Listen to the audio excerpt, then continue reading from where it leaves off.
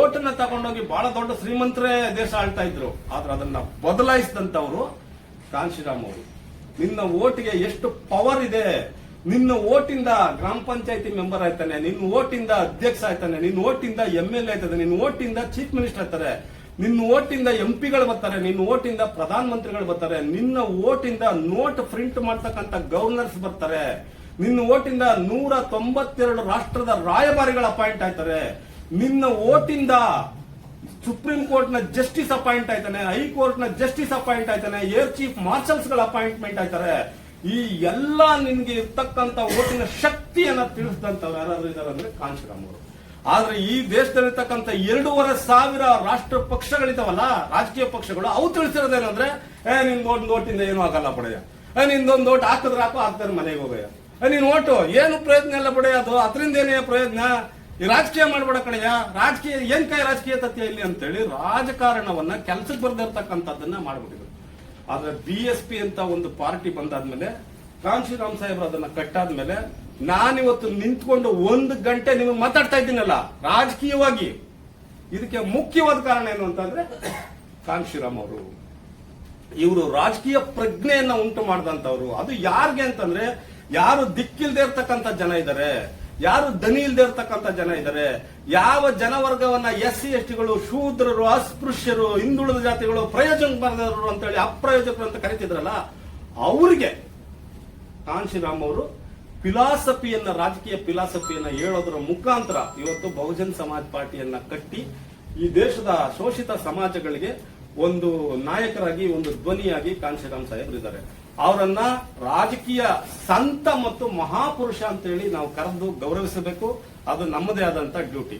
ಅದನ್ನ ಯಾವ ರಾಷ್ಟ್ರೀಯ ಪಕ್ಷಗಳು ಕೂಡ ಮಾಡದೇ ಇರೋದ್ರಿಂದಾಗಿ ಇವತ್ತು ನಾವು ಕಾಂಶಿರಾಮ್ ಸಾಹೇಬರ ವಿಚಾರವನ್ನ ನಾವು ಮಾತಾಡ್ತಾ ಇದ್ದೀವಿ. ಇವತ್ತು ಮಹಿಳೆಯರಿಗಿರ್ಬೋದು, ಗಂಡಸರಿಗಿರ್ಬೋದು, ಪುರುಷರಿಗಿರ್ಬೋದು, ಯಾರಿಗೂ ಕೂಡ ಒಂದು ಲಿಂಗ ತಾರತಮ್ಯವನ್ನು ತೊರೆದು ಒಂದು ರಾಜಕೀಯ ಪ್ರಾತಿನಿಧ್ಯವನ್ನ ಕಲ್ಪಿಸಿಕೊಟ್ಟಿರ್ತಕ್ಕಂಥವ್ರು ಏನಾದ್ರು ಇದಾರೆ ಅಂತಂದ್ರೆ ಕಾಂಶಿರಾಮ್ ಸಾಹೇಬ್ರು. ಹಿಂದುಳಿದ ಜಾತಿಗಳ ಒಳಗಡೆ ನಡೀತಾ ಇರ್ತಕ್ಕಂಥ ಇವತ್ತೇನು ಒಳ ಮೀಸಲಾತಿ ಇದೆಯಲ್ಲ, ಈ ಒಳ ಮೀಸಲಾತಿಯನ್ನ ಬಹುತೇಕ ದಲಿತ ಲೀಡರ್ಸ್ ಬಹಳ ಮುಂಚೂಣಿಯಲ್ಲಿ ಮಾಡ್ತಾ ಇದಾರೆ. ಅವರು ವಲಯರು ಇರ್ಬೋದು, ಮಾದಿಗರು ಇರ್ಬೋದು, ಹಿಂದುಳಿದ ಜಾತಿ ಇರೋದು, ಲಂಬಾಣಿ, ಕೊರ್ಮ, ಕೊರತೆ ಎಲ್ಲರೂ ಇರ್ಬೋದು. ಆದ್ರೆ ಬಾಬಾ ಸಾಹೇಬ್ ಡಾಕ್ಟರ್ ಅಂಬೇಡ್ಕರ್ ಅವರು ಕೊಟ್ಟಿರ್ತಕ್ಕಂಥ ಮೀಸಲಾತಿ ಇದೆಯಲ್ಲ, ಸಂವಿಧಾನದ ಅನುಚ್ಛೇದ 16/4 ಮತ್ತು 15/4, ಸಂವಿಧಾನದ ಅನುಚ್ಛೇದ 340 ಹಿಂದುಳಿದ ಜಾತಿಗಳ ಸಮಸ್ತ ಹಿಂದುಳಿದ ಜಾತಿಗಳ ಮೀಸಲಾತಿ ಇದೆಯಲ್ಲ, ಈ ಮೀಸಲಾತಿಯನ್ನ ಮುಖಾಂತರ ಅದನ್ನ ಒಡೆದು ಛಿದ್ರಗೊಳಿಸಿ ಈ ಸಮಾಜಗಳನ್ನ ಬೀದಿಲ್ ನಿಂತ್ಕೊಳ್ಳೋದಕ್ಕೆ ಅವರು ಕಾಂಗ್ರೆಸ್ ದಳ, ಬಿಜೆಪಿನವರು, ಸಿದ್ದರಾಮಯ್ಯನಂತ ಲೀಡರ್ಸ್ಗಳು ಇವತ್ತು ಉತ್ಸಾಹಕರಾಗಿ ನಿಂತಿದ್ದಾರೆ. ಆದ್ರೆ ಮಾನ್ಯವರು ಕಾಂಶಿರಾಮ್ ಸಾಹೇಬ್ರು ಏನ್ ಮಾಡಿದ್ರು ಅಂತಂದ್ರೆ, ಎಲ್ಲರನ್ನು ಕೂಡ ಬಹುಜನ ಅಂತಕ್ಕಂಥ ಒಂದೇ ಒಂದು ಶಬ್ದದಲ್ಲಿ ಇಡೀ ದೇಶದ ಶೋಷಿತ ಸಮಾಜಗಳನ್ನ ಒಂದು ರಾಜಕೀಯ ತಾತ್ವಿಕ ತಳಹದಿಗೆ ತಂದು ನಿಲ್ಲಿಸಿದ್ರು. ಆದ್ರೆ ಇವತ್ತೇನ್ ಮಾಡ್ತಾ ಇದ್ರೆ, ಆ ಮೂರ್ಖರಿಗೆ, ದಲಿತ ವರ್ಗದಲ್ಲಿರ್ತಕ್ಕಂಥ ಮೂರ್ಖ ಶಿಖಾಮಣಿಗಳಿದಾರಲ್ಲ, ಕೆಲವು ಸ್ವಾಮೀಜಿಗಳಿದಾರಲ್ಲ, ಕೆಲವು ಇವ್ರಿದಾರಲ್ಲ, ಅವ್ರೆಲ್ಲರೂ ಕೂಡ ಅಷ್ಟೇನೆ, ನಾನು ಎಲ್ರಿಗೂ ಸೇರ್ಸಿ ಹೇಳ್ತಾ ಇದ್ದೀನಿ. ಆ ಮೂರ್ಖರು ಏನ್ ಮಾಡ್ತಾ ಇದ್ರೆ ಅಂತಂದ್ರೆ, ಈ ಬಹುಜನ ಅಂತಕ್ಕಂಥ ಕಾಂಶಿರಾಮ್ ಸಾಹೇಬರು ಒಟ್ಟುಗೂಡಿಸಿರ್ತಕ್ಕಂಥ ಒಂದು ಸಮುದಾಯ ಇದೆಯಲ್ಲ, ಆ ಸಮುದಾಯಗಳನ್ನ ವಡ್ರಾಗಿ, ವಲೇರಾಗಿ, ಮಾದಿಗರಾಗಿ, ಲಂಬಾಣಿಗಳಾಗಿ, ಕೊರಮರಾಗಿ, ಕೊರ್ಚರಾಗಿ 101 ಜಾತಿಯ ಜನಗಳಾಗಿ ವಿಭಜಿಸಿ ತಮ್ಮ ಸ್ವಂತ ಶಕ್ತಿಯನ್ನ ಕಳ್ಕೊಳ್ಳುವಂತ ಪರಿಸ್ಥಿತಿಗೆ ನಿರ್ಮಿಸಿದ್ದಾರೆ. ಸೊ ಇದಕ್ಕೆ ಇವ್ರಿಗೇನಾದ್ರೂ ಕಾಮನ್ ಸೆನ್ಸ್ ಅನ್ನೋದಿದ್ರೆ, ಒಂದೇನಾದ್ರೂ ಸ್ವಲ್ಪ ಮರ್ಯಾದೆ ಗೌರವ ಅನ್ನೋದಿದ್ರೆ, ಅವ್ರು ಇವತ್ತು ಅರ್ಥ ಮಾಡ್ಕೊಳ್ಬೇಕು, ಕಾಂಶಿರಾಮ್ ಸಾಹೇಬರು ಒಟ್ಟುಗೂಡಿಸಿರೋದನ್ನ ನಾವು ಆ ಶಕ್ತಿಯನ್ನ, ಆ ಫೋರ್ಸ್ ಅನ್ನ ನಾವು ಒಡೆದಾಕ್ಬಾರ್ದು, ನಾವು ಛಿದ್ರಗೊಳಿಸಬಾರ್ದು. ಅವ್ರಿಗೆ ಇನ್ನಷ್ಟು ರಾಜಕೀಯ ಪ್ರಜ್ಞೆಯನ್ನ, ರಾಜಕೀಯ ವೈಚಾರಿಕತೆಯನ್ನ, ರಾಜಕೀಯ ಶಕ್ತಿಯನ್ನ ನಾವು ತುಂಬಬೇಕು ಅಂತಕ್ಕಂಥ ನಿಟ್ಟಿನಲ್ಲಿ ಅವರೆಲ್ಲರೂ ಕೂಡ ಆಲೋಚನೆ ಮಾಡಬೇಕು. ಹಾಗಾಗಿ ಕಾಂಶಿರಾಮ್ ಸಾಹೇಬರ ಈ ಒಂದು ಜನ್ಮ ದಿನಾಚರಣೆ ಇದೆಯಲ್ಲ, ಇದಾದ್ರೂ ಕೂಡ ಅವ್ರಿಗೆ ಒಂದು ಪ್ರಜ್ಞೆಯನ್ನ ಕಣ್ಣು ತೆರೆಸ್ಲಿ, ಮುಚ್ಚಿರ್ತಕ್ಕಂಥ ಕಣ್ಣನ್ನ ತೆರೆಸ್ಲಿ. ದಲಿತ ಮತ್ತು ಶೋಷಿತ ಸಮಾಜದ ಹೋರಾಟಗಾರ ಬಂಧುಗಳಿಗೆ ಚಮಚಾಗಿರಿಯನ್ನ ಬಿಟ್ಟು ಈ ಶೋಷಿತ ಸಮಾಜಗಳನ್ನ ಒಂದು ಮಾಡಬೇಕು ಅಂತಕ್ಕಂಥ ನಿಟ್ಟಿನಲ್ಲಿ ನಾನು ಎಲ್ಲ ಒಡೆದೋಗಿರ್ತಕ್ಕಂಥ ದಮನಿತ ಜಾತಿಗಳ ಎಲ್ಲ ನಾಯಕರಿಗೂ ಕೂಡ ನಾನು ಈ ಸಂದರ್ಭದಲ್ಲಿ ಒಂದು ಮನವಿಯನ್ನ ಮಾಡ್ತೀನಿ ಸ್ನೇಹಿತರೆ. ಹಾಗಾಗಿ ಕಾಂಶಿರಾಮ್ ಸಾಹೇಬರ ವಿಚಾರದಲ್ಲಿ, ರಾಜಕೀಯ ವಿಚಾರದಲ್ಲಿ, ಸಾಮಾಜಿಕ ವಿಚಾರದಲ್ಲಿ, ಸಾಮಾಜಿಕ ಚಳುವಳಿಯ ವಿಚಾರದಲ್ಲಿ ಒಂದಷ್ಟು ವಿಚಾರಗಳನ್ನ ನಿಮ್ ಜೊತೆ ಹಂಚಿಕೊಳ್ಳಲಿಕ್ಕೆ ಸಮಯಾವಕಾಶ ಮಾಡಿಕೊಟ್ಟಂತ ಮತ್ತು ಈ ಒಂದು ವೇದಿಕೆಯನ್ನು ಸೃಷ್ಟಿ ಮಾಡಿದಂತ ತಮ್ಗೆಲ್ರಿಗೂ ಕೂಡ ನಾನು ಕೃತಜ್ಞತೆಗಳನ್ನ ತಿಳಿಸ್ತಾ, ಮತ್ತು ಬಹಳ ಮುಖ್ಯವಾದಂತ ಒಂದು ಪಾಯಿಂಟ್ ಅನ್ನ ನಾನು ಹೇಳಲೇಬೇಕಾಗಿದೆ. ಹಾಗಾಗಿ ಏನಂತಂದ್ರೆ ಈ ದೇಶದಲ್ಲಿ ಸಾಮಾಜಿಕ ಚಳುವಳಿಯನ್ನ ಮಾಡಿರ್ತಕ್ಕಂಥ ಸಾಮಾಜಿಕ ಚಳುವಳಿಯ ಆಧಾರ ಸ್ತಂಭಗಳಾಗಿರ್ತಕ್ಕಂಥ ಮಹಾತ್ಮ ಜ್ಯೋತಿರಾವ್ ಫುಲೆ ಅವರು, ತಾಯಿ ಸಾವಿತ್ರಿಬಾಯಿ ಫುಲೆ ಅವರನ್ನ ಮತ್ತು ಛತ್ರಪತಿ ಶಾಹು ಮಹಾರಾಜರವರನ್ನ, ಕೇರಳದ ಶ್ರೀನಾರಾಯಣ ಗುರುಗಳನ್ನ, ತಮಿಳುನಾಡಿನ ಪೆರಿಯಾರ್ ಅವರನ್ನ, ಕರ್ನಾಟಕದ ನಾಲ್ವಡಿ ಕೃಷ್ಣರಾಜ ಒಡೆಯರ್ ಅವರನ್ನ, ಮಹಾರಾಷ್ಟ್ರದ ಅನೇಕ ಸಂತ ಮಹಾಪುರುಷರನ್ನ, ಇಡೀ ದೇಶಾದ್ಯಂತ ಶೋಷಿತ ಸಮಾಜಕ್ಕೆ ಕೆಲಸ ಮಾಡಿ ತೆರೆಮರೆಗೆ ನೇಪಥ್ಯಕ್ಕೆ ಸರಿದು ಹೋಗಿದ್ದಂತ ಅನೇಕ ಅನರ್ಘ್ಯ ರತ್ನಗಳನ್ನ ಆ ಕೆಸರಿನಾಳದಿಂದ ಹುಡುಕಿ ಮೇಲೆತ್ತದಂತ ಒಬ್ಬನೇ ಒಬ್ಬ ನಾಯಕ ಯಾರಾದ್ರೂ ಈ ಭಾರತ ದೇಶದಲ್ಲಿದ್ದಾರೆ ಅಂದ್ರೆ ಅವರು ಮಾನ್ಯವರು ಕಾಣ್ತಿರಂತ. ಅವರು ತನ್ನ ಪಕ್ಷದ ಪ್ರಣಾಳಿಕೆ ಇದೆಯಲ್ಲ, ತನ್ನ ಪಕ್ಷದ ಪ್ರಣಾಳಿಕೆನಲ್ಲಿ ಬಿಜೆಪಿಯ ಪ್ರಣಾಳಿಕೆ, ಬಿಜೆಪಿಯ ಹ್ಯಾಂಡ್ ಬಿಲ್ಗಳನ್ನ ನೀವು ಗಮನಿಸಿ, ಅಲ್ಲೇನಿದೆ ಗೊತ್ತಾ? ದೀನ್ ದಯಾಳ್ ಉಪಾಧ್ಯಾಯ, ಸಾವರ್ಕರ್ ಇಂಥವ್ರಂತವರೆಲ್ಲ ಇದ್ದಾರೆ.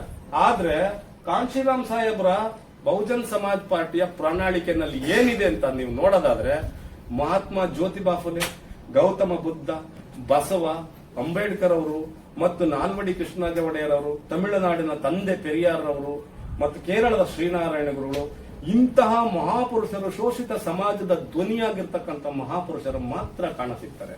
ಸೊ ಆದ್ರಿಂದ ಇಂಥ ಮಹಾಪುರುಷರನ್ನ ನೆನಪು ಮಾಡ್ಕೊಳ್ತಕ್ಕಂಥ ಒಂದು ಪವಿತ್ರ ಕಾರ್ಯಕ್ಕೆ ಕೈ ಜೋಡಿಸಿರ್ತಕ್ಕಂಥ ನಿಮ್ಗೆಲ್ರಿಗೂ ಕೂಡ ಶುಭವಾಗ್ಲಿ, ಒಳ್ಳೆದಾಗ್ಲಿ ಅಂತ ಹೇಳಿ ನಾನು ಹಾರೈಸಿ ಕಾಂಶಿರಾಮ್ ಸಾಹೇಬರ ಜನ್ಮದಿನದ ಶುಭಾಶಯಗಳನ್ನು ಮತ್ತೊಮ್ಮೆ ಕೋರಿ ನನ್ನ ಮಾತನ್ನು ಮುಗಿಸ್ತೀನಿ. Thank you. ಜೈ ಭೀಮ್, ಜೈ ಕಾಂಶಿರಾಮ್. ಅಧಿಕಾರಕ್ಕೆ ಬಂದ್ರೆ ಮನುವಾದಕ್ಕೆ ಕಷ್ಟ ಅಂತ ಹೇಳಿ ಅವ್ರಿಗೆ ಗೊತ್ತಿರ್ತದೆ. ಅದರಿಂದಾಗಿ ಅಂಬೇಡ್ಕರ್ ಅವರ ವಿಚಾರಗಳನ್ನ ಇಟ್ಕೊಂಡಿರ್ತಕ್ಕಂಥ ಪಾರ್ಟಿಯನ್ನ ಕೊಲಾಪ್ಸ್ ಮಾಡ್ತಕ್ಕಂಥದ್ದು, ಅದನ್ನ ನಾಶ ಮಾಡ್ತಕ್ಕಂಥದ್ದೇ ಅವರ ಉದ್ದೇಶ ಆಗಿರ್ತದೆ. ಆದ್ರಿಂದ ಏನ್ ಮಾಡಿರ್ತಾರೆ, ಅಂಬೇಡ್ಕರ್ ಅವರ ವಿಚಾರಕ್ಕೆ ಬದ್ಧವಾಗಿರ್ತಕ್ಕಂಥ ರಿಪಬ್ಲಿಕ್ ಪಾರ್ಟಿಯನ್ನ ಮುಗಿಸ್ಬಿಟ್ಟಿರ್ತಾರೆ. ಅದಕ್ಕೆ ಒಬ್ಬ ಅಧ್ಯಕ್ಷನ ಮಾಡ್ಕೊಳಕ್ ಆಯ್ತಾ ಇರಲ್ಲ, 22 ಜನ ಅಧ್ಯಕ್ಷರಿರ್ತಾರೆ. ಅದಕ್ಕೆ ಅಧ್ಯಕ್ಷೀಯ ಮಹಾಮಂಡಲ ಮಾಡ್ಕೊಂಡಿರ್ತಾರೆ ಹೊರತಾಗಿ ಒಬ್ಬ ಅಧ್ಯಕ್ಷನ ಮಾಡ್ಕೊಳಕ್ಕೆ ಸಾಧ್ಯನೇ ಆಗಿರಲ್ಲ. ಯಾಕೆಂದ್ರೆ ಇವನ್ ಪ್ರತಿಪಾದಿಸೋದು ಅವನ್ಗಾಗಲ್ಲ, ಅವನ್ ಪ್ರತಿಪಾದಿಸೋದು ಇವಂಗಾಗಲ್ಲ, ಇವನ್ ಪ್ರತಿಪಾದಿಸೋದು ಅವನ್ಗಾಗಲ್ಲ. ಆದ್ರೆ ಎಲ್ಲರೂ ಒಂದೇ ಒಂದು ವಿಚಾರಕ್ಕೆ ಒಮ್ಮತಕ್ಕೆ ಬಂದ್ಬಿಡ್ತಾರೆ. ಅದೇನ್ ವಿಚಾರ ಅಂತಂದ್ರೆ ನೋಡಿ, ಅಂಬೇಡ್ಕರ್ ಅವರ ಹೆಸರನ್ನ, ಅಂಬೇಡ್ಕರ್ ಅವರ ವಿಚಾರನ ಎತ್ಕೊಂಡು ನಾವು ಜನದ ಮನೆಗೆ ಹೋದ್ರೆ ಮೇಲ್ಜಾತಿಯವರು ನಮ್ಗೆ ಒಪ್ಪಲ್ಲ. ಮೇಲ್ಜಾತಿಯವರು ಒಪ್ಪದೇ ಇರೋದ್ರಿಂದ ನಾವು ಅಂಬೇಡ್ಕರ್ ವಿಚಾರನ ಇಟ್ಕೊಂಡು ಏನು ಮಾಡಕ್ಕಾಗಲ್ಲ. ಅಂಬೇಡ್ಕರ್ ವಿಚಾರ ಪಕ್ಕಕ್ಕೆ ಮಾಡ್ಬಿಡೋಣ, ಅಂಬೇಡ್ಕರ್ನು ಪಕ್ಕಕ್ಕೆ ಮಾಡ್ಬಿಡೋಣ, ಇನ್ನು ಉಳಿದಂಗೆ ರಾಜಕೀಯ ಮಾಡ್ಕೊಂಡು ಹೋಗೋಣ ಅಂತ. ನೀನ್ ಹೇಳಿದ ಕರೆಕ್ಟ್ ಕಡೆ ಅದಕ್ಕೆ ಹೋಗೋಣ ನಡೀರಿ ಅಂತ ಹೇಳ್ತಾರೆ. ಸೊ ಇವರೆಲ್ಲರೂ ಸೇರ್ಕೊಂಡು ರಿಪಬ್ಲಿಕ್ ಪಾರ್ಟಿ ಆಫ್ ಇಂಡಿಯಾದವರು ಅಂಬೇಡ್ಕರ್ ವಿಚಾರನ ಬಿಟ್ಬಿಡ್ತಾರೆ. ಸೊ ಅವರು ಬಿಟ್ಟಂತ ಅಂಬೇಡ್ಕರ್ ವಿಚಾರನ ತಗೊಳ್ತಾರೆ ಕಾಂಶಿರಾಮ್ ಸಾಹೇಬ್. ಕಾಂಶಿರಾಮ್ ಸಾಹೇಬರು ತಗೊಂಡು ಉತ್ತರ ಪ್ರದೇಶಕ್ಕೆ ಬರ್ತಾರೆ. ಉತ್ತರ ಪ್ರದೇಶಕ್ಕೆ ಕಾಲ್ನಡಿಗೆಯಲ್ಲಿ ನಡ್ಕೊಂಡು ಉತ್ತರ ಪ್ರದೇಶಕ್ಕೆ ಬಂದಂತ ಕಾಂಶಿರಾಮ್ ಅವರು ಅಲ್ಲೇನು ಮಾಡ್ತಾರೆ, SC/ST ಎಂಪ್ಲಾಯೀಸ್ ಫೆಡರೇಷನ್ ಅನ್ನ ಮೊದಲು ಕಟ್ತಾರೆ. ಪರಿಶಿಷ್ಟ ಜಾತಿ ಪರಿಶಿಷ್ಟ ವರ್ಗಗಳ ನೌಕರರ ಒಕ್ಕೂಟ ಕಟ್ತಾರೆ. ಆ ನೌಕರರ ಒಕ್ಕೂಟದ ಮುಖಾಂತರ ಅವ್ರಿಗೆ ಒಂದು ಜನಜಾಗೃತಿಯನ್ನ ಮೂಡಿಸ್ತಾರೆ. ಏನ್ ಜನಜಾಗೃತಿ ಅಂದ್ರೆ, ಅಂಬೇಡ್ಕರ್ ವಾದ ಇದೆಯಲ್ಲ ಅದು ರೀಸರ್ವೈವಬಲ್ ಆಗುತ್ತಾ, ಅದು ಮರುಜೀವ ಪಡೆಯುತ್ತಾ, ಮರುಜೀವ ಪಡೆದ್ರೆ ಏನ್ ಮಾಡ್ಬೇಕದನ್ನ ಅಂತ ಹೇಳಿ ಅವ್ರಿಗೊಂದು ಕ್ವಶನ್ ಇಡ್ತಾರೆ. ಅಂಬೇಡ್ಕರ್ ವಾದ ಅಂದ್ರೆ ಏನು, ವಾಟ್ ಇಸ್ ದ ಅಂಬೇಡ್ಕರಿಸಮ್ ಅಂತ ಕೇಳಿ ಅವ್ರಿಗೆ ಒಂದು ಕ್ವಶನ್ ಇಡ್ತಾರೆ. ಅದು ರೀಸರ್ವೈವಬಲ್ ಆಗಬಹುದಾ, ಆಗುತ್ತಾ ಅಂತ.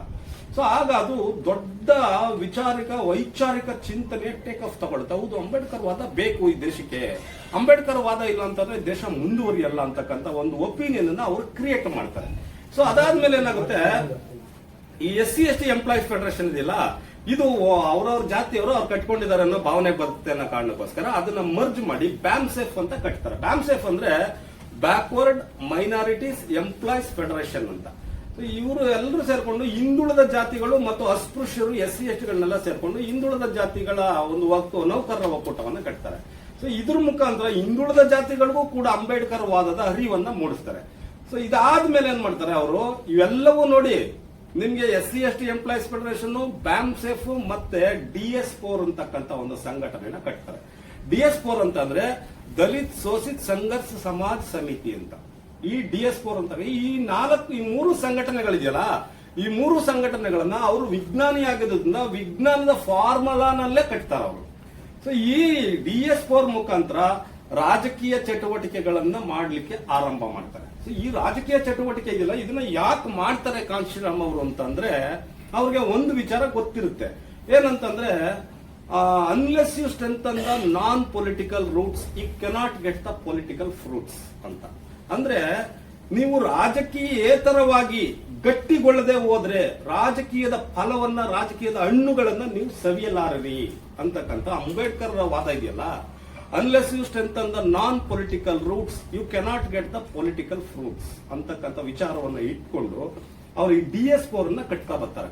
ಈ DS4 ನ ಕಟ್ಟಿದಾಗ ಈ DS4 ಇದೆಯಲ್ಲ, DS4 ನಲ್ಲಿ ಅವರು ಒಂದು ವಿಚಾರವನ್ನ ಪ್ರತಿಪಾದಿಸ್ತಾರೆ. ಅದೇನಂತಂದ್ರೆ ಎಲ್ರು ಅವ್ರಿಗೆ ಏನ್ ಹೇಳ್ತಾರೆ ಅಂತಂದ್ರೆ, ನೋಡ್ರಿ ಈ DS4 ಅಂತಕ್ಕಂಥದ್ದು ಒಂದು ರಾಜಕೀಯ ಸಂಘಟನೆ ಅಲ್ಲ, ಅದೊಂದು ಸಾಮಾಜಿಕ ಸಂಘಟನೆ. ಈ ಸಾಮಾಜಿಕ ಸಂಘಟನೆಯ ಆಧಾರದ ಮೇಲೆ ನೀವೇನಾದ್ರೂ ಕಟ್ಕೊಂಡು ಹೋದ್ರೆ ಆ ಕಾಂಶಿರಾಮ್ ಅವರು ನಿಮ್ಗೆ ಮುನ್ಸಿಪಾಲಿಟಿ ಟಿಕೆಟ್ ಕೊಡ್ತಾ ಇದ್ದಾನೆ. ಆ ಮುನ್ಸಿಪಾಲಿಟಿ ಟಿಕೆಟ್ ನಲ್ಲಿ ನೀವು ಪ್ರಯಾಣ ಮಾಡಿದ್ರೆ ಅದು ಕರ್ಕೊಂಡೋಗಿ ನಿಮ್ನ ಕಾರ್ಪೊರೇಷನ್ ತೊಟ್ಟಿಗೆ ಬಿಸಾಕ್ಬಿಡ್ತದೆ. ಕಾರ್ಪೊರೇಷನ್ ತೊಟ್ಟಿಗೆ ಬಿದ್ದೋಯ್ತು ಅಂತಂದ್ರೆ ನಿಮ್ಗೆ ಬೆಲೆ ಇರಲ್ಲ, ನಿಮ್ಗೆ ಗೌರವ ಇರಲ್ಲ. ಕಾಂಶಿರಾಮ್ ಅವ್ರ ಜೊತೆಲಿ ಯಾರು ಹೋಗ್ಬೇಡಿ ಅಂತ ಕಾಂಗ್ರೆಸ್, ಜನತಾದಳ, ಬಿಜೆಪಿ ಅವರು, ಕಮ್ಯುನಿಸ್ಟರು ಈ ತರದ ಒಂದು ಅಪಪ್ರಚಾರವನ್ನ DS4 ವಿರುದ್ಧ ಹಬ್ಬಿಸ್ತಾರೆ. ಎಲ್ರು ಬಂದು ಕಾಂಶಿರಾಮ್ ಅವ್ರಿಗೆ ಹೇಳ್ತಾರೆ. ಕಾಂಶಿರಾಮ್ ಅವರ ಎಲ್ರು ಈ ತರ ಹೇಳ್ತಾ ಇದ್ದಾರೆ, ನಾವ್ ಹೆಂಗೆ ನಿಮ್ ಜೊತೆಲಿ ಬರೋದು ಅಂತ. ಆಗ ಕಾಂಶಿರಾಮ್ ಸಾಹೇಬ್ರು ಹೇಳ್ಬೋದಾಗುತ್ತೆ, ಯಾವನ ಹೇಳ್ದಲ್ಲ, ನಾನೆಲ್ಲೇ ಕಾರ್ಪೊರೇಷನ್ ಟಿಕೆಟ್ ಕೊಡ್ತಾ ಇದ್ದೀನಿ ನಿಮ್ಗೆ, ನಾನು ಅದು ಕೊಡ್ತಾ ಇದ್ದೀನಿ, ನಾನು ಇದು ಕೊಡ್ತಾ ಇದ್ದೀನಿ ಅಂತ ಹೇಳ್ಬೋದಾಗಿತ್ತು. ಆದ್ರೆ ಅವ್ರು ಹಂಗೆ ಹೇಳಲ್ಲ. ಅವ್ರೇನ್ ಹೇಳ್ತಾರೆ ಅಂತ, ಎಸ್ ನಾನು ಕೊಟ್ಟಿರೋದು ಕಾರ್ಪೊರೇಷನ್ ಟಿಕೆಟ್ ಅನ್ನೇ. ಕಾರ್ಪೊರೇಷನ್ ಟಿಕೆಟ್ ಅನ್ನ ಬಳಸಿ ನಿಮ್ಗೇನಾದ್ರೂ ಶಕ್ತಿ ಇದ್ರೆ, ನಿಮ್ಗೆ ಸಾಮರ್ಥ್ಯ ಇದ್ರೆ, you go to Lucknow assembly, you go to Delhi parliament. Corporation ticket ನ ಬಳಸಿ ನೀವು ಲಕ್ನೋ ಅಸೆಂಬ್ಲಿಗೆ ನಡೀರಿ, ಡೆಲ್ಲಿ ಪಾರ್ಲಿಮೆಂಟ್ ನಡೀರಿ, ನಿಮ್ ತಾಕತ್ತಿದ್ರೆ ಅದನ್ನ ಮಾಡ್ರಿ ಅಂತ ಹೇಳಿ ಇವ್ರನ್ನ ಅವ್ರು ದುಂಬಿಸ್ತಾರೆ. ಅವರು ಕಾಂಶಿರಾಮ್ ಅವರು ಹೇಳಿದ್ದು ಕರೆಕ್ಟೇ ಅಂತ ಅನ್ಸ್ಬಿಟ್ಟು ಅವ್ರು ಏನ್ ಮಾಡ್ತಾರೆ, ಸ್ಪರ್ಧೆ ಮಾಡ್ತಾರೆ ಅದ್ರ ಮೇಲೆ. ಸ್ಪರ್ಧೆ ಮಾಡಿದಾಗ DS4 4.5% ಓಟನ್ನ ಇಡೀ ಉತ್ತರ ಭಾರತದಲ್ಲಿ ಪಡ್ಕೊಳ್ಳುತ್ತೆ. ಆಗ ಏನಾಗುತ್ತೆ, ಉತ್ತರ ಭಾರತದಲ್ಲಿ 4.5% ಓಟನ್ನ ಪಡೆದ ತಕ್ಷಣ ಅದಕ್ಕೊಂದು ಪ್ರಾದೇಶಿಕ ಪಕ್ಷದ ಮಾನ್ಯತೆ ಬಂದುಬಿಡುತ್ತೆ. ಪ್ರಾದೇಶಿಕ ಪಕ್ಷದ ಮಾನ್ಯತೆ ಬಂದಾದ್ಮೇಲೆ ಮನೆ ಮನೆಯಲ್ಲೂ ಕಾಂಶಿರಾಮ್ ಅವರ ಬಗ್ಗೆ, ಕಾಂಶಿರಾಮ್ ಅವರ ಪಾರ್ಟಿಯ ಬಗ್ಗೆ, ಕಾಂಶಿರಾಮ್ ಅವರ ವಿಚಾರದ ಬಗ್ಗೆ ಚರ್ಚೆ ಆರಂಭ ಆಗ್ಬಿಡುತ್ತೆ. ಸೊ ಅದಾದ್ಮೇಲೆ DS4 ನ ಮರ್ಜ್ ಮಾಡಿ ನೋಡಿ, SC/ST ಎಂಪ್ಲಾಯೀಸ್ ಫೆಡರೇಷನ್, BAMSEF ನ ಮರ್ಜ್ ಮಾಡಿ, DS4 ನ ಮರ್ಜ್ ಮಾಡಿ BSP ಅಂತ ಪಾರ್ಟಿ ಕಟ್ತಾರೆ. BSP ಅಂದ್ರೆ ಏನಂದ್ರೆ ಬಹುಜನ ಸಮಾಜ ಪಾರ್ಟಿ ಅಂತ. ಬಹುಜನ ಸಮಾಜ ಪಾರ್ಟಿ ಅಂದ್ರೆ ಯಾಕೆ ಬಹುಜನ ಸಮಾಜ ಅಂತಾನೆ ತಗೊಂಡಿದ್ದಾರೆ? ಅವ್ರು ಬೇರೆ ಹೆಸರಿಡಬಹುದಾಗಿತ್ತು, ಅವ್ರು ಬೇರೆ ಏನಾದ್ರು ಇದನ್ನ ಕಟ್ಟಬಹುದಾಗಿತ್ತು. ಆದ್ರೆ ಅವ್ರು ಹಂಗ್ ಕಟ್ಲಿಲ್ಲ. ಅವ್ರು ಕಟ್ಟಿದ್ದೇನು ಅಂತಂದ್ರೆ ಬಹುಜನ್ ಸಮಾಜ್ ಪಾರ್ಟಿ. ಈ ಬಹುಜನ ಅನ್ನೋ ಪದ ಇದೆಯಲ್ಲ, ಇದು ಎಲ್ಲಿಂದ ಬಂದಿದೆ ಅಂತ ನಾವು ಗಮನಿಸಿದಾಗ ನೀವೆಲ್ಲ ಕಡೆ ನೋಡಿ, ಬಹುಮತ, ಬಹುಮಾನ, ಬಹುಜನ, ಬಹಳ ಇಂತ ದೊಡ್ಡ ವಿಚಾರ ಇದೆಯಲ್ಲ, ಇದು ಮೆಜಾರಿಟಿ ಅಂತ ಇದರ ಅರ್ಥ. ಇದರ ಅರ್ಥ ಏನಂತಂದ್ರೆ ಮೆಜಾರಿಟಿ ಅಂತ. So majority of the people, ಈ ಮೆಜಾರಿಟಿ ಆಫ್ ದ ಪೀಪಲ್ ಇದಲ್ಲ, ಭಾರತದಲ್ಲಿ ಬಹುಸಂಖ್ಯಾತರಾಗಿರ್ತಕ್ಕಂಥ ಈ ಬಹುಜನ ಇದರಲ್ಲ, ಈ ಬಹುಜನವನ್ನ ಇಂತಿಂದ ಯಾರು ಸಂಘಟನೆ ಮಾಡಿದ್ದಾರೆ, ಯಾರು ಇವರಿಗೆ ಗುರುಗಳು ಅಂತ ನೋಡಿದಾಗ ಆದಿಗುರು ಗೌತಮ ಬುದ್ಧ ಈ ನೆಲದಲ್ಲಿ ಬಹುಜನರ ಗುರು. ಅವರು ಮೊದಲೇ ಏನ್ ಹೇಳಿದಾರೆ ಅಂತಂದ್ರೆ, ಬಹುಜನ ಹಿತಾಯ, ಬಹುಜನ ಸುಖಾಯ, ಲೋಕಾನುಕಂಪಾಯ ಅಂತ ಮಾತಾಡಿರ್ತಕ್ಕಂಥವ್ರು. ಬಹುಜನರ ಹಿತವನ್ನ, ಬಹುಜನರ ಸುಖವನ್ನ, ಅವರಿಂದ ಈ ಲೋಕ ಎಲ್ಲ ಸಂಪದ್ಭರಿತವಾಗಿರುತ್ತೆ ಅಂತಕ್ಕಂಥ ವಿಚಾರವನ್ನು ಮೊದಲು ನುಡಿದಿರೋನು ಗೌತಮ ಬುದ್ಧ. ಆತನಿಂದ ಬಂದಿರತಕ್ಕಂಥ ಈ ಬಹುಜನ ಅಂತಕ್ಕಂಥ ಪದವನ್ನ ತೆಗೆದುಕೊಂಡು ಬಹುಜನ್ ಸಮಾಜ್ ಪಾರ್ಟಿ ಅಂತಕ್ಕಂಥ ಒಂದು ಸಮಾಜ್ ಪಾರ್ಟಿಯನ್ನ ಕಟ್ಟೋದರ ಮುಖಾಂತರ ಈ ದೇಶದಲ್ಲಿ ಶೋಷಿತರ ರಾಜಕೀಯ ಶಕ್ತಿಯನ್ನ ಒಟ್ಟುಗೂಡಿಸಿ ಮತ್ತು ಉಳ್ಳವರ ರಾಜಕೀಯ ಪಕ್ಷಕ್ಕೆ ಸಡ್ಡು ಹೊಡಿತಕ್ಕಂಥ ಒಂದು ಬುನಾದಿಯನ್ನ ಈ ದೇಶದಲ್ಲಿ ಹಾಕೊಡ್ತಾರೆ ಕಾಂಶಿರಾಮ್ ಅವರು. ಅದಾದ್ಮೇಲೆ ಬಹುಜನ್ ಸಮಾಜ್ ಪಾರ್ಟಿ ಇಡೀ ದೇಶದಲ್ಲಿ ಕಾಂಶಿರಾಮ್ ಅವರ ನಾಯಕತ್ವದಲ್ಲಿ ಹಲವಾರು ಒಂದು ಮಿರಾಕಲ್ಗಳನ್ನ, ಒಂದು ಪವಾಡಗಳನ್ನ ಸೃಷ್ಟಿ ಮಾಡೋದರ ಮುಖಾಂತರ ಈ ದೇಶದ ಬಹಳ ದೊಡ್ಡ ಒಂದು ರಾಜಕೀಯ ವ್ಯವಸ್ಥೆಗೆ ಸಡ್ಡು ಹೊಡೆದು ನಿಂತ್ಕೊಂಡು ಬಡವರ ಓಟುಗಳಿಂದ, ಶ್ರೀಮಂತರ ನೋಟುಗಳಿಂದ ಬಡವರ ಓಟುಗಳನ್ನ ಲೂಟಿ ಮಾಡ್ತಾ ಇರ್ತಕ್ಕಂಥ ಬಗ್ಗೆ ಒಂದು ಅವೇರ್ನೆಸ್ ಮೂಡಿಸುತ್ತೆ. ಮತ್ತೆ ಓಟು ಮಾರಿಕೊಳ್ಳುವ ಜನ ಈ ಏನನ್ನು ಸಾಧಿಸಲಾರ ಅಂತಕ್ಕಂಥ ವಿಚಾರವನ್ನ ಹಲವಾರು ಸ್ಲೋಗನ್ಗಳ ಕೊಡ್ತಾರೆ. ಅವ್ರು ಏನ್ ಕೊಡ್ತಾರೆ ಅಂತಂದ್ರೆ, ವೋಟ್ ಹಮಾರ ಪ್ಲಸ್ ತುಮಾರ, ನೈ ಚಲೇಗ ನೈ ಚಲೇಗ. ನೋಡಿ ಎಷ್ಟು ಚೆನ್ನಾಗಿದೆ. ವೋಟ್ ನಂದು, ಸೀಟ್ ನಿಂದು, ನಡೆಯಲ್ಲ ಕಣೆ ಅಂತಾರೆ. ಓಟು ಮಾರಿಕೊಳ್ಳುವ ಮತದಾರನನ್ನ ದೇಶ ಮಾರಿಕೊಳ್ಳುವ ನಾಯಕ ಆಳ್ತಾನೆ, ಹುಷಾರಾಗಿರಿ ಅಂತ ಹೇಳ್ತಾರೆ.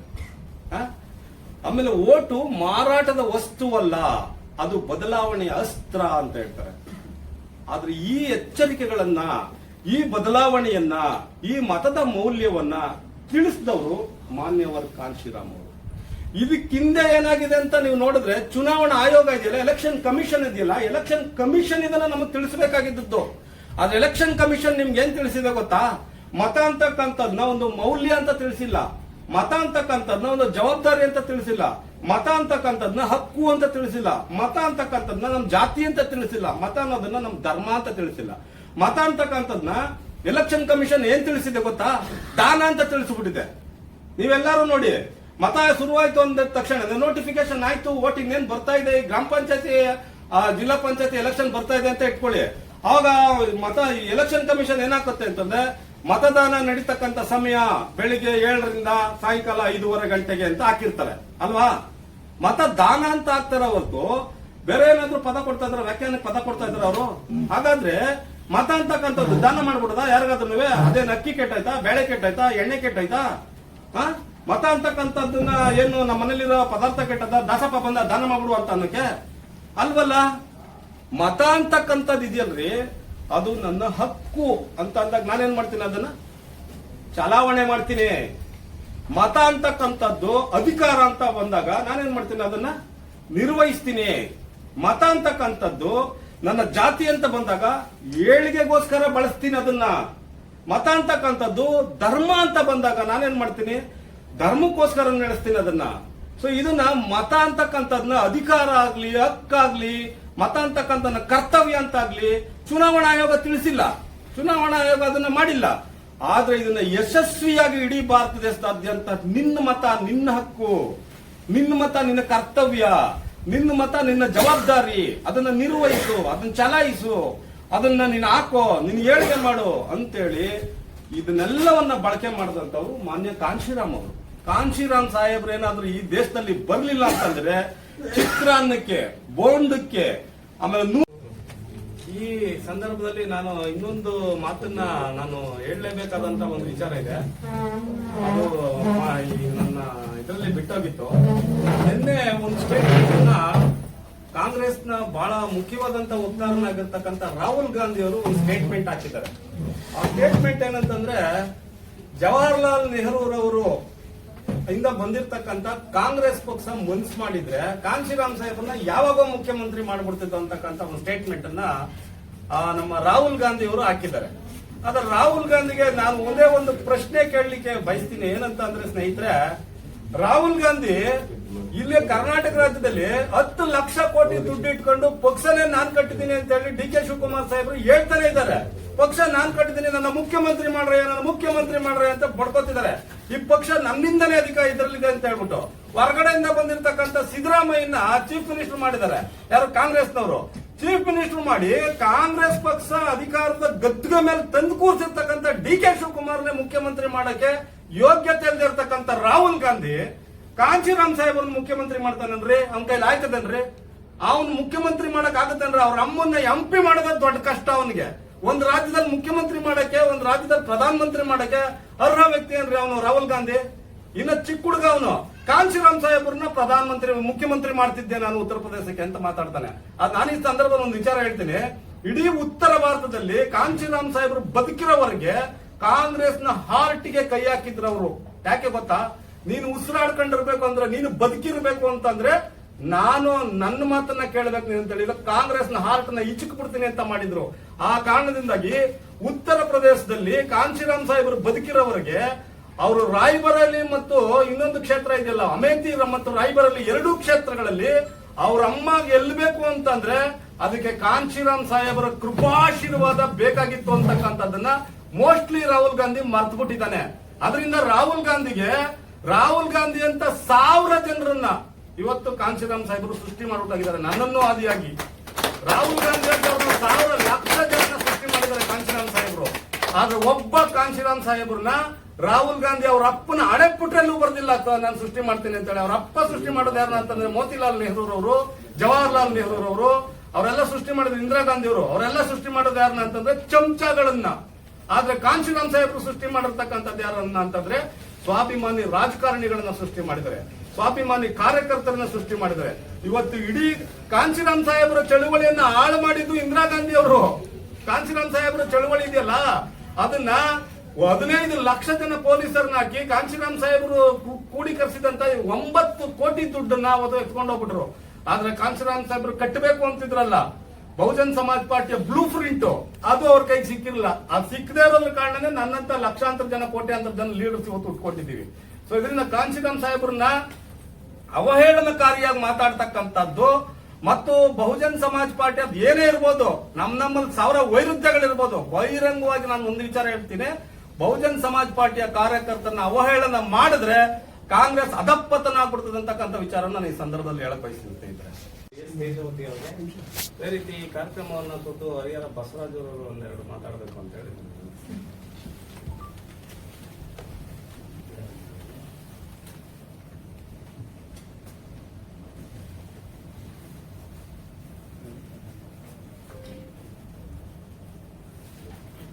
ಆತ್ಮೀಯ ಬಂಧುಗಳೇ ಹಾಗೂ ಈ ಕಾರ್ಯಕ್ರಮದ ಉಸ್ತುವಾರಿಯನ್ನು ತಗೊಂಡು ಈ ಕಾರ್ಯಕ್ರಮ ಮತ್ತೆ ಏನು ಕಾಂಶಿರಾಮ್ ಬರ್ತ್ಡೇ ಕಾರ್ಯಕ್ರಮಕ್ಕೆ ಅಧ್ಯಕ್ಷತೆ ವಹಿಸಿರ್ತಕ್ಕಂಥ ಆತ್ಮೀಯ ಸಹೋದರ ಮಲ್ಲಿಕಾರ್ಜುನವರೇ ಹಾಗೂ ಸಾತ್ನೂರು ಶಿವಮಾಲಣ್ಣವರೇ, ನಮ್ಮ ಇನ್ನಿತರೆ ನಮ್ಮ ಮುಂಚೂಣಿ ನಾಯಕರುಗಳಾದಂಥ ನಮ್ಮ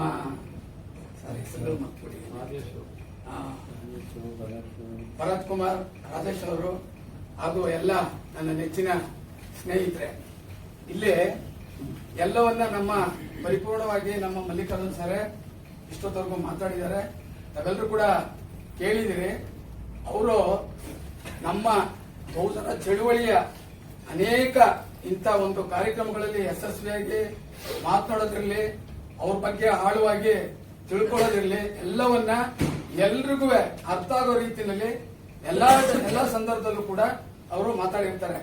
ಮಾನ್ಯ ಕಾಂಶಿರಾಮ್ ಜಿ ಅವರು ಮಾರ್ಚ್ 15, 1934 ಪಂಜಾಬಿನ ರೋಪರ್ ಜಿಲ್ಲೆಯಲ್ಲಿ ಒಂದು ಏನು ಜನನವಾಗುತ್ತೆ, ತಮ್ಮ ಇಷ್ಟೊಂದು ತೇಜಾವತಿ ಮೇಡಮ್ ಅವರು ಸಮೇತ ಹೇಳಿದ್ರು, ಅವರ ಜೀವಿತ ಅವಧಿನಲ್ಲಿ ನಮ್ಮಗಳಿಗಾಗಿ, ನಮ್ಮ ಶೋಷಿತ ಸಮುದಾಯಕ್ಕಾಗಿ ಅವರ ಎಲ್ಲ ಒಂದು ಜೀವನದ ಇಡೀ ಒಂದು ಜೀವಿತ ಅವಧಿನಲ್ಲೇ ಅವ್ರು ಏನು ತ್ಯಾಗ ಮಾಡಬೇಕಾಗಿತ್ತು ಅಷ್ಟನ್ನ ತ್ಯಾಗ ಮಾಡಿ ತಾವಿದ್ದಂತ ಒಂದು ಉದ್ಯೋಗವನ್ನ ಬಿಟ್ಕೊಟ್ಟು ಈ ಒಂದು ಶೋಷಿತ ಸಮಾಜದ ಏಳಿಗೆಗಾಗಿ ತಾವು ಏನು ಒಂದು ಕಾರ್ಯಕ್ರಮನ ಅವರ ಬಾಬಾ ಸಾಹೇಬರ ಅನುಪಸ್ಥಿತಿನಲ್ಲಿ ಅವರು ಮುಂದುವರೆದು ಬಂದ್ರು.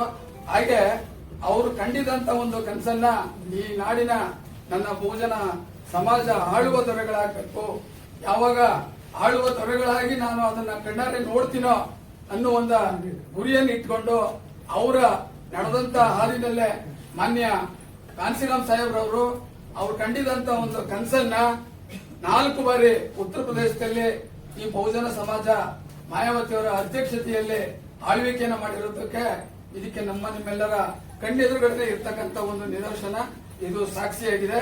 ಹಾಗೆ ಮುಂದುವರೆದಂಗೆ ಇನ್ನು ಶೋಷಿತ ಸಮಾಜದೊಳಗಡೆ DS4 ಮತ್ತು ಏನು ಬಾಂಬ್ ಸೆಟ್ ಇದೆ, ಈ ಒಂದು ಸಂಘಟನೆಗಳನ್ನ ಹಿಂದುಳಿದ ವರ್ಗಗಳಲ್ಲಿ ಇರ್ತಕ್ಕಂಥ ಎಂಪ್ಲಾಯೀಸ್ ನ ಅವರ ಸಮುದಾಯಕ್ಕೆ ಅವರು ಏನ್ ಕೊಡಬೇಕು ಆ ಒಂದು ಕೊಡುಗೆನ ತಮ್ಮಿಂದ ಕೊಡಿಸ್ಬೇಕು ಅಂತ ಹೇಳಿ ಆ ಒಂದು ಸಮುದಾಯಗಳಿಗೆ ಆ ಮಾರ್ಗದರ್ಶನವನ್ನು ನೀಡಿ ಆ ಮಾರ್ಗದರ್ಶನದ ರೂವಾರಿಯನ್ನ ಆ ಸಮುದಾಯದಲ್ಲಿ ಇರ್ತಕ್ಕಂಥ ಎಲ್ಲ ಸರ್ಕಾರಿ ನೌಕರರುಗಳನ್ನ ಅದನ್ನ ಜವಾಬ್ದಾರಿ ತಗೋಬೇಕು ಅಂತೇಳಿ ಎಲ್ಲ ಸರ್ಕಾರಿ ನೌಕರರುಗಳನ್ನ ಒಂದುಗೂಡಿಸಿ ಈ ಕಾರ್ಯಕ್ರಮನ ಯಶಸ್ವಿಗೊಳಿಸಿ 4 ಬಾರಿ ಉತ್ತರ ಪ್ರದೇಶದಲ್ಲಿ ಹಾಗೂ ಇನ್ನಿತರೆ ರಾಜ್ಯಗಳಲ್ಲೂ ಸಮೇತವಾಗಿ ನಮ್ಮ ಕರ್ನಾಟಕದಲ್ಲೂ ಒಂದು PSP ಸೀಟ್ ಅನ್ನು ತಗೊಳ್ಳೋದ್ರ ಮುಖಾಂತರ ಇದ್ರಿಂದ ನಮಗೂ ಕೂಡ ಈ ರಾಜ್ಯಭಾರ ಆಳಕ್ಕೆ ಸಾಧ್ಯ ಅನ್ನೋದನ್ನ ತೋರಿಸ್ಕೊಟ್ಟಂತ ಒಬ್ಬ ಮಹಾನ್ ವ್ಯಕ್ತಿ. ಇಂಥ ಒಂದು ಕಾರ್ಯಕ್ರಮದಲ್ಲಿ ನಮಗೂ 2 ಮಾತನಾಡಿ ಅಂತೇಳಿ ಕರೆದಂತ ನಿಮ್ಮೆಲ್ಲರಿಗೂ ಧನ್ಯವಾದವನ್ನು ತಿಳಿಸ್ತಾ, ಜೈ ಕಾಂಶಿರಾಮ್, ಜೈ ಭೀಮ್. ಬಹುಜನ ನಾಯಕ ಕಾಂಶಿರಾಮ್ ಸಾಹೇಬರ ಒಂದು ವೈಚಾರಿಕ ಚಿಂತನೆಗಳನ್ನು ಹಂಚಿಕೊಂಡಂತ ಹರಿಹರ ಬಸವರಾಜದವರು ದಮ್ಮದೇವಿಗೆ ಚಾರಿಟಬಲ್ ಟ್ರಸ್ಟ್ ನ ಪ್ರಧಾನ ಕಾರ್ಯದರ್ಶಿಗಳು ಅವರಿಗೆ ಉತ್ಪೂರ್ವಕವಾದಂತಹ ಧನ್ಯವಾದಗಳನ್ನು ತಿಳಿಸ್ತೀನಿ. ಸೋಮಣ್ಣವರೇ,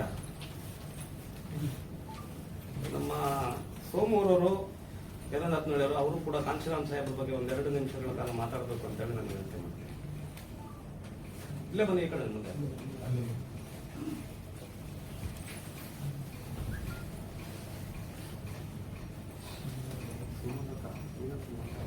ಎಲ್ಲರಿಗೂ ನಮಸ್ಕಾರ. 92ನೇ ವರ್ಷದ ಜನ್ಮದಿನಾಚರಣೆಯ ಶುಭಾಶಯಗಳು ಕಾನ್ಸಿಲರ್ ಸಾಹೇಬರಿಗೆ. ನಾಲಾಯಕ್ ಸಮಾಜ ಅಂತ ಬ್ರಾಹ್ಮಣ ಸಾಯಿ ವರ್ಗ, ಪುರೋಹಿತ ಸಾಯಿ ವರ್ಗದವರು ಇಡೀ SC/ST ಕಮಿಟಿ ಜನಾಂಗದವ್ರನ್ನ, OBC ಅವ್ರನ್ನ ಕರಿತಾ ಇರೋಂಥ ಸಂದರ್ಭದಲ್ಲಿ ಜ್ಞಾನಿಯಾದಂಥ ವಿಜ್ಞಾನಿಯಾದಂಥ ಕಾಂಶಿರಾಮ್ ಸಾಹೇಬರು ಇವರೆಲ್ಲರನ್ನೂ ಒಗ್ಗೂಡಿಸಿ SC/ST OBC ಅವ್ರನ್ನೆಲ್ಲ ಒಗ್ಗೂಡಿಸಿ ರಾಷ್ಟ್ರವ್ಯಾಪಿ ಸೈಕಲ್ನಲ್ಲಿ ಜಾಥಾ ಮಾಡಿ, ಸೈಕಲ್ ಸಂಘಟನೆ ಮಾಡಿ, ಜನಗಳನ್ನ ಮನಸ್ಸು ಒಂದುಗೂಡಿಸಿ ಅವ್ರಿಗೆ ಅರಿವು ಮೂಡಿಸಿ, ಬಾಬಾ ಸಾಹೇಬ್ ಬರೆದಿರ್ತಕ್ಕಂಥ ಸಂವಿಧಾನದ ಆ ಕಾನೂನು ಕಟ್ಟೆಗಳನ್ನ ಅವ್ರಿಗೆ ತಿಳಿಸಿ ಇಡೀ ರಾಷ್ಟ್ರವ್ಯಾಪಿ ಜಾಥಾ ಮಾಡಿ ಜನಗಳಲ್ಲಿ ಎಚ್ಚರಿಸಿ ಉತ್ತರ ಪ್ರದೇಶದಲ್ಲಿ 4 ಬಾರಿ ರಾಜ್ಯಭಾರ ಮಾಡುವಂತ ಶಕ್ತಿ ತುಂಬವ್ರೆ. ಅದೇ ತರ ಇಡೀ ರಾಷ್ಟ್ರದಲ್ಲಿ ಕೆಲವು ಕಡೆ ಎಲ್ಲ ಸಾಕಷ್ಟು ಪೈಪೋಟಿಗಳು ನಡೀತು, ಪ್ರಚಾರ ನಡೀತು, ಅಧಿಕಾರ ಅನುಭವಿಸಕ್ಕಾಗ್ಲಿಲ್ಲ. ಇರ್ಲಿ, ಆದ್ರೆ ಅಂತ ಮಹಾನ್ ನಾಯಕ ಇಡೀ ರಾಷ್ಟ್ರದಲ್ಲಿ ಒಂದ್ ಪಕ್ಷ ಕಟ್ಟದ್ರಲ್ಲಿ ಯಶಸ್ವಿಯಾಗಿ ಅಂತ ದುರೀಂದ್ರ ಆಪೋಸಿಟ್ ಆಗಿ ಒಂದು ಪಕ್ಷ ಕಟ್ಟಿ ರಾಜ್ಯ ಬರೋದು ತುಂಬಾ ಯಶಸ್ಸು. ಅಂತ ಮಹಾನ್ ನಾಯಕರಿಗೆ ಒಂದು 22ನೇ ಹುಟ್ಟುಹಬ್ಬದ ಶುಭಾಶಯಗಳನ್ನು ಕೋರ್ತಾ ನಿಮ್ಮೆಲ್ಲರಿಗೂ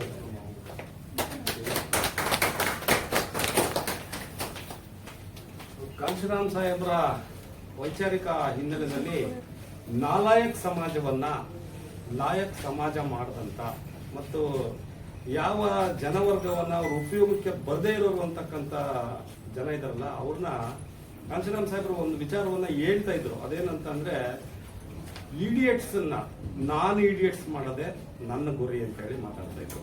ಆ ಹಿನ್ನೆಲೆಯಲ್ಲಿ ಅವರ ಅತ್ಯದ್ಭುತವಾದಂತ ಮಾತುಗಳನ್ನ ನೆನಪು ಮಾಡಿಕೊಂಡಂತ ಸೋಮ ಅವ್ರಿಗೆ ನಾನು ಕೂಡ ಈ ಸಂದರ್ಭದಲ್ಲಿ ಧನ್ಯವಾದಗಳನ್ನು ತಿಳಿಸ್ತೀನಿ. ಹಾಗಾಗಿ ಕಾಂಶಿರಾಮ್ ಸಾಹೇಬ್ರ ಈ ವೈಚಾರಿಕ ಚಿಂತನೆಗಳನ್ನ ಇಷ್ಟು ಹೊತ್ತು ತುಂಬಾ ಅರ್ಥಪೂರ್ಣವಾಗಿ ಈ ಕಾರ್ಯಕ್ರಮದಲ್ಲಿ ಭಾಗಿಯಾಗಿ ಕಾರ್ಯಕ್ರಮವನ್ನು ನೆರವೇರಿಸಿಕೊಟ್ಟಂತ ತಮಗೆಲ್ಲರಿಗೂ ಕೂಡ ನಾನು ಹೃತ್ಪೂರ್ವಕವಾದಂತಹ ಧನ್ಯವಾದಗಳನ್ನು ತಿಳಿಸ್ತಾ ಈ ಕಾರ್ಯಕ್ರಮವನ್ನ ಮುಕ್ತಾಯ ಮಾಡ್ತಾ ಇದೀವಿ. ಹಾಗೆ ಕಾರ್ಯಕ್ರಮಕ್ಕೆ ಬಂದಿರತಕ್ಕಂಥ ತಿಂಡಿ ವ್ಯವಸ್ಥೆ ಇದೆ, ಇಲ್ಲೇ ಬರುತ್ತೆ, ಇಲ್ಲಾಂದ್ರೆ ಪಕ್ಕದ ಇದರಲ್ಲಿ ಮಾಡ್ತೀವಿ. ಆ ತಿಂಡಿ ಮುಗಿಸ್ಕೊಂಡು ಹೋಗ್ಬೇಕು ಅಂತ ಹೇಳಿ ನಾನು ಸಾಮಾನ್ಯ ಜನರಿಗೆ ಏನೆಲ್ಲ ತೊಂದರೆ ಕೊಡ್ಬೋದು ಅಂತ ಹೇಳಿ ಅವರು ಒಂದು ಯೋಚನೆಗೆ ಬೀಳ್ತಾರೆ. ಬಿದ್ದವರಿಗೆ ಅವ್ರ ಸ್ನೇಹಿತರೊಬ್ರು ಅಂಬೇಡ್ಕರ್ ಅವ್ರ ಬಗ್ಗೆ ಇರುವಂತ ಪುಸ್ತಕಗಳನ್ನ ಕೊಡ್ತಾರೆ.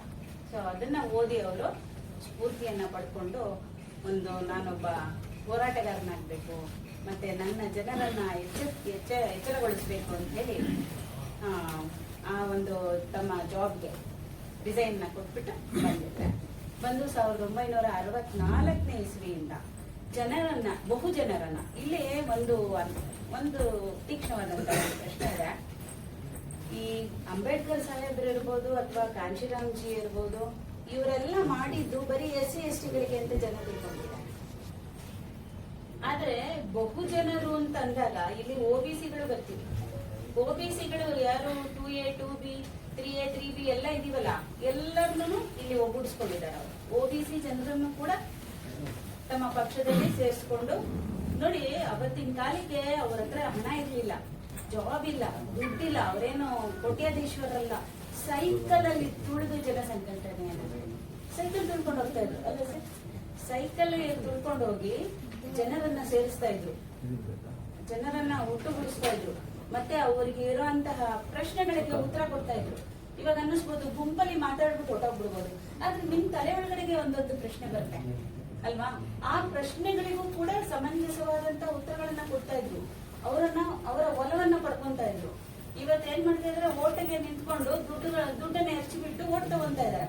ಅವ್ರು ನಿಮ್ ಕಷ್ಟ ಸುಖ ಏನೋ, ನೀವ್ ಏನ ಫೇಸ್ ಮಾಡ್ತಾ ಇದಾರ, ಇವತ್ತಿನ ಸಮಸ್ಯೆಗಳೇನು ಯಾರು ಕೇಳೋದಿಲ್ಲ.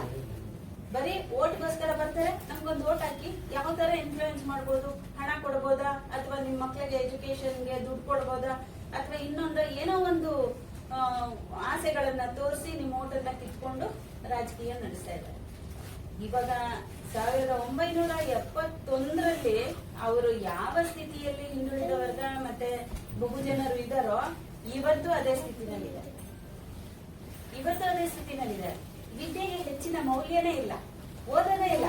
ಅಯ್ಯೋ ಅವ್ನಿಗೆ ಓದ ಹತ್ತಲ್ಲ ಅಗ್ನಿ, ಇಷ್ಟೇ ನಮ್ಮವ್ರ ಉತ್ತರ. ಅವ್ನು ಓದಾಗ್ತಲ್ಲ ಏನೋ ಮಾಡ್ಕೊಂಡಿರ್ಲಿ. ನೋಡಿ ಇವತ್ತಿನ ವರ್ಗಕ್ಕೆ ನಾನು ಹೇಳ್ತೀನಿ, ನಿಮ್ಗೆ ಕೂಲಿ ಕಾರ್ಮಿಕರು ಮತ್ತೆ ಕನ್ಸ್ಟ್ರಕ್ಷನ್ ವರ್ಕ್ ಅಲ್ಲಿ ಇರೋರು, ಡ್ರೈವರ್ಸ್, ಈ ತಳಮಟ್ಟದ ಕೆಲಸಗಳಿದೆಯಲ್ಲ, ಇದರಲ್ಲಿ ಮ್ಯಾಕ್ಸಿಮಮ್ ಇರೋರು ಯಾರು? ಮ್ಯಾಕ್ಸಿಮಮ್ ಇರೋರು ಬಹುಜನರೇ. ಯಾವ ಒಬ್ಬ ಬ್ರಾಹ್ಮಣ ಒಬ್ಬ ಹುಡುಗ ಬಂದು ನಿಮ್ಗೆ ಗಾರೆ ಕೆಲಸದಲ್ಲಿ ಕೆಲಸ ಮಾಡೋದನ್ನ ನೋಡಿದೀರಾ? ಯಾವ್ದಾದ್ರು ಬಸ್ ಡ್ರೈವರ್ಸ್ ನ ನೋಡಿದೀರಾ? Auto drivers ನೋಡಿದೀರಾ? ಇಲ್ಲ ಅಲ್ವಾ? ಇದೆಲ್ಲ ಮಾಡ್ತಾ ಇರೋರು ಯಾರು? ಬಹುಜನರೇ ಅಲ್ವಾ? ಯಾಕೆ ಹಿಂಗಾಯ್ತು? ಇವತ್ತಿಗೂ ನೋಡಿ, ನಾವು ವ್ಯವಸ್ಥೆನ ಬೈತಾ ಇದೀವಿ. ಓ ಬ್ರಾಹ್ಮಣರು ಇವ್ರು ಮಾತ್ರ ಅವರು ಮುಂದುವರಿತಾ ಇದ್ದಾರೆ, ನಾವೆಲ್ಲ ಹಿಂದೆ ಇದೀವಿ. ಇದು ಇವತ್ತಿಗೂ ಕೂಡ ನಾವು ಹಿಂದುಳಿದ ವರ್ಗದವ್ರ ತರಾನೇ ನಡ್ಕೊಂತ ಇರೋದು. ಯಾಕಂದ್ರೆ ಇನ್ನ ಗುಲಾಮಗಿರಿ ನಮ್ ತಲೆಯಿಂದ ಹೋಗಿಲ್ಲ. ಯಾರಾದ್ರೂ ಜಬರ್ದಸ್ತ್ ಮಾಡಿ ಲೀಡ್ ಮಾಡಿದ್ರೆ ಅವರಿಂದ. ಆದ್ರೆ ಪ್ರಶ್ನೆ ಕೇಳೋ ಅಂತಹ ಒಂದು ಮನಸ್ಥಿತಿಯನ್ನು ಕೂಡ ಕಳ್ಕೊಂಡಿದ್ವಿ. ಸೊ ಇದರಿಂದ ಆಚೆ ಬರುತ್ತೆ. ನಿಮ್ಗೆ ಪ್ರಶ್ನೆ ಕೇಳೋ ಅಂತಹ, ಪ್ರಶ್ನೆಗೆ ಸಮಂಜಸವಾದ ಉತ್ತರ ಸಿಗೋ ಅಂತಹ ಒಂದು ವ್ಯಕ್ತಿನ ನಿಮ್ಮ ಲೀಡರ್ ಆಗಿತ್ತು. ಬರೀ ಅನುಕೂಲ ಮಾಡೋದು, ಏನೋ ತೊಂದರೆ ಆದಾಗ, ಆಕ್ಸಿಡೆಂಟ್ ಆದಾಗೋ ಅಥವಾ ಜಗಳ ಆದಾಗೋ ಬಂದ್ಬಿಟ್ಟು ಪೊಲೀಸ್ ಸ್ಟೇಷನ್ ಅಲ್ಲೋ ಇನ್ನೊಂದ್ ಕಡೆನೋ ಕೇಳೋ ಅಂತವ್ರಲ್ಲ. ನಿಮ್ಗೆ ಮತ್ತೆ ತಪ್ಪು ಮಾಡದೇ ಇರೋ ತರ ಒಂದು ಜ್ಞಾನವನ್ನ ನೀಡೋರು ಮತ್ತೆ ನಿಮ್ಮನ್ನ ಲೀಡ್ ಮಾಡುವಂತ ವ್ಯಕ್ತಿಗಳನ್ನ ನೀವು ಸೆಲೆಕ್ಟ್ ಮಾಡಿ. ಮತ್ತೆ ಇನ್ನೊಂದು ನಾನು ಮುಖ್ಯವಾಗಿ ಹೇಳ್ಬೇಕು ಅಂದ್ರೆ, ಕಾಂಶಿರಾಮ್ಜಿ ಅವರು, ಅಂಬೇಡ್ಕರ್ ಸಾಹೇಬ್ರು, ಜ್ಯೋತಿಬಾ ಫುಲೆ ಅವರು, ನೀವು ಹಿಂದಕ್ಕೆ ಯಾವ್ದಾದ್ರೂ ಒಂದು ಲೀಡರ್ನ ತಗೊಳ್ಳಿ, ಅವ್ರಿಗೆ ಯಾವಾಗ್ಲೂ ಒಂದು ಧೈರ್ಯ ಇರ್ತಾ ಇತ್ತು, ಮತ್ತೆ ಗುರಿ ಇರ್ತಾ ಇತ್ತು, ಮತ್ತೆ ಅವ್ರಿಗೆ ಯಾವತ್ತೂ ವಿಶ್ರಮಿಸ್ತಾ ಇರಲಿಲ್ಲ. ಅವರು ನಿದ್ದೆನೂ ಊಟ, ಬಟ್ಟೆ, ನಿದ್ದೆ, ಬೇಸಿಕ್ನು ಕೂಡ ಬಿಟ್ಟು ಜನರು ಚೆನ್ನಾಗಿರ್ಲಿ, ಜನರ ಸಮಾಜದ ಏಳಿಗೆಗಾಗಿ ದುಡ್ಡಿದ್ದಾರೆ. ಸಮಾಜ ಅಂತ ಬಂದಾಗ ನಾವೇನ್ ಯೋಚನೆ ಮಾಡ್ತೀವಿ ಗೊತ್ತಾ? ನಮ್ಮನೆಯವರು ನಮ್ಮ ಮಕ್ಕಳಿಗೆ ಏನೋ ತೊಂದರೆ ಆಗ್ತೈತೆ ಸಾಕು, ಯಾರು ಏನಾದ್ರೆ ನಮಗೇನು. ಸಮಾಜನ ತಿದ್ದಕ್ಕಾಗುತ್ತೇನ್ರಿ? ಸಮಾಜನ ತಿದ್ದಕ್ಕಾಗುತ್ತಾ? ನಿನಗ್ಯಾಕೆ ಬೇಕು ಅವೆಲ್ಲ ಅಂತ ಹೇಳ್ತಾರೆ ಮನೆಯಲ್ಲಿ. ಸಮಾಜ ಅಂದ್ರೆ ಯಾರು? ಎಲ್ಲರೂ ಒಟ್ಟುಗೂಡಿದ್ದೇ ಸಮಾಜ. ಜನರು ಇರೋ ಅಂತದ್ದೇ ಸಮಾಜ. ಆ ಸಮಾಜನ ನನ್ಗೇನು ಏನಾದ್ರೂ ಆಗ್ಲಿ ಬಿಡ್ರಿ, ಯಾವನ ರಾಜಕೀಯ ಕೊಳಕು, ಅದ್ರ ಬಗ್ಗೆ ಮಾತಾಡ್ಲೇಬಾರ್ದು. ನೀನ್ ತಿನ್ನೋ ಉಪ್ಪಲು ರಾಜಕೀಯ ಇದೆ, ನೀವು ಉಪಯೋಗಿಸೋ ಎಲೆಕ್ಟ್ರಿಸಿಟಿ, ಗಾಳಿ, ಪ್ರತಿಯೊಂದರಲ್ಲೂ ರಾಜಕೀಯ ಇದೆ. ಯಾಕೆ ರಾಜಕೀಯ ಬೇಡ ಅಂತೀರ? ರಾಜಕೀಯ ಹೊಲಸು, ಸರಿ ಇಲ್ಲ.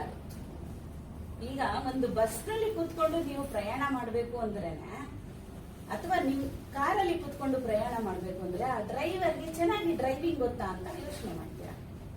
ಹಾಗಾದ್ರೆ ನಿಮ್ಮ ವಿದ್ಯಾಭ್ಯಾಸದಿಂದ ಹಿಡಿದು ನಿಮ್ಮ ಆಸ್ತಿ, ಬೆಳವಣಿಗೆ, ಮಕ್ಕಳ ಪೋಷಣೆ, ಪ್ರತಿಯೊಂದು ನಿಮ್ಮ ಆರೋಗ್ಯ, ಪ್ರತಿಯೊಂದಕ್ಕೂ ಭಾಗಿಯಾಗ್ತಾ ಇರುವಂತಹ ಈ ರಾಜಕೀಯ ಅನ್ನೋ ಒಂದು ವ್ಯವಸ್ಥೆ ಇದೆಯಲ್ಲ, ಅಲ್ಲಿ ಒಬ್ಬ ಒಳ್ಳೆ ಲೀಡರ್ನ ಕೂರಿಸ್ಬೇಕು ಅನ್ನೋ ಒಂದು ಜ್ಞಾನ ಇಲ್ವಲ್ಲ.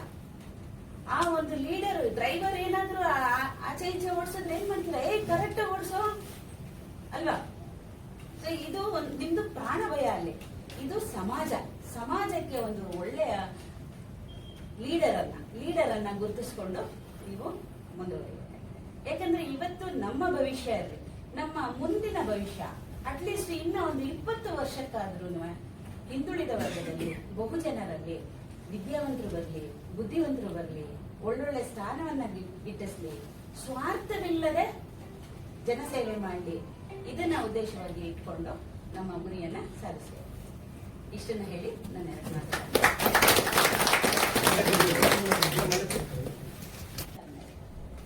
ಇವರಿಗೆ ಎಜುಕೇಶನ್ ಸಿಕ್ತು, ವಿದ್ಯಾಭ್ಯಾಸವನ್ನ ಮಾಡಿದ್ರು, BSc ಡಿಗ್ರಿಯನ್ನ ತಗೊಂಡ್ರು 1956ರಲ್ಲಿ. ನಂತರ ಇವರು ಒಂದು ಅಸಿಸ್ಟೆಂಟ್ ಸೈಂಟಿಸ್ಟ್ ಆಗಿ ಒಂದು ಎಕ್ಸ್ಪ್ಲೋಸಿವ್ ಇದರಲ್ಲಿ ವರ್ಕ್ ಮಾಡ್ತಾರೆ, ಲ್ಯಾಬ್ ಅಲ್ಲಿ ವರ್ಕ್ ಮಾಡ್ತಾ ಇರ್ತಾರೆ ಪುಣೆನಲ್ಲಿ. ಇವ್ರಿಗೆ ಏನಾಗುತ್ತೆ ಅಂತ ಹೇಳಿದ್ರೆ, ಅಲ್ಲಿ ಒಂದು ಜಾತಿ ತಾರತಮ್ಯ ಮತ್ತೆ ಜಾತಿಯ